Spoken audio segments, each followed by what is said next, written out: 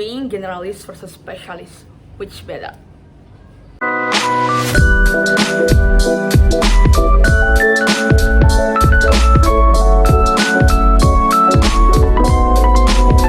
Kalian pernah gak sih ketemu sama orang yang jago di banyak bidang? Misalnya di olahraga dia jago, masak juga dia jago, terus juga dia jago akademik, dia juga jago sastra, jago bahasa. Pokoknya dia jago banyak hal, dia serba bisa gitu ya. Diminta apa aja dia bisa, diminta tolong apa aja dia mau gitu kan. Nah, satunya lagi ada orang yang dia cuman mau fokus di satu bidang yang dia minatin aja. Misalnya orang yang seneng gambar, ya udah dia cuma mau project-project yang berbau desain, berbau gambar. Selebihnya ya dia nggak mau. Atau orang-orang yang cenderung ke matematik ya, misalkan dia emang jago banget nih matematikanya. Nah dia pasti cuma jagonya ya di pelajaran yang ada matematikanya aja. Misalkan ikut lomba olimpiade dia selalu juara gitu ya, lomba-lomba di bidang kematematikaan dia selalu juara. Tapi di bidang apa ya, bahasa Inggris misalnya atau di bidang sejarah dia tuh gak jago gitu lah.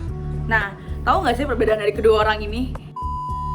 Orang yang pertama tadi disebut tipe kepribadian generalis, sedangkan orang yang kedua adalah tipe kepribadian spesialis. Nah, jadi meskipun si generalis ini jago di banyak hal, tapi kalau diadu sama si spesialis ini, jagonya tentu akan kalah. Sombong amat.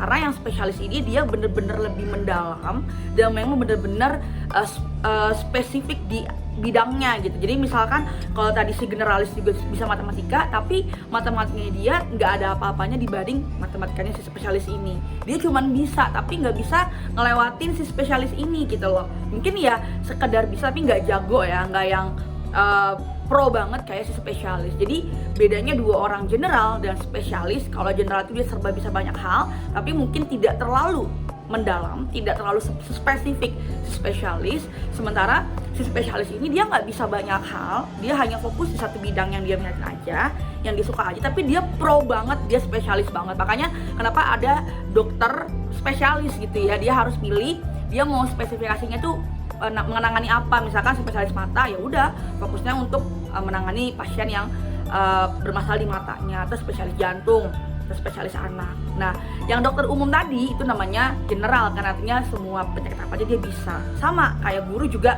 ada guru yang mata pelajaran fisika, ada mata pelajaran IPS, ada pelajaran bahasa. Artinya mereka memang spesial di bidang pelajaran masing-masing. Nah, tapi di zaman 2024 ini kira-kira nih, mana sih yang lebih better kita mau menjadi seorang generalis atau spesialis ya? Kalau menurut aku pribadi ya, aku juga pernah ikut tes di ngisi kuesioner kepribadian gitu dari salah satu platform, dan disitu menunjukkan aku seorang generalis gitu. Menurut aku pribadi sebagai seorang generalis ya, aku merasa bahwa yang dibutuhkan di zaman sekarang di 2024 adalah orang-orang yang punya banyak skill ya, more than 2 or 3 skill. Jadi nggak hanya punya satu skill atau kemampuan aja. Karena kalau kamu cuma ngandelin satu kemampuan tadi, ya kamu mungkin akan susah untuk bersaing dengan yang lain. Karena banyak banget orang yang sekarang itu punya skill itu lebih dari satu. Misalkan dia seorang dokter, tapi dia juga bisa desain misalnya. Atau dia seorang arsitektur, tapi dia juga jago masak, misalkan gitu ya. Jadi kadang-kadang tuh dua kemampuan dia ini, dua bidang ini tuh bisa berlawanan banget, bertolak belakang banget sama bidang yang dia minatin di awal.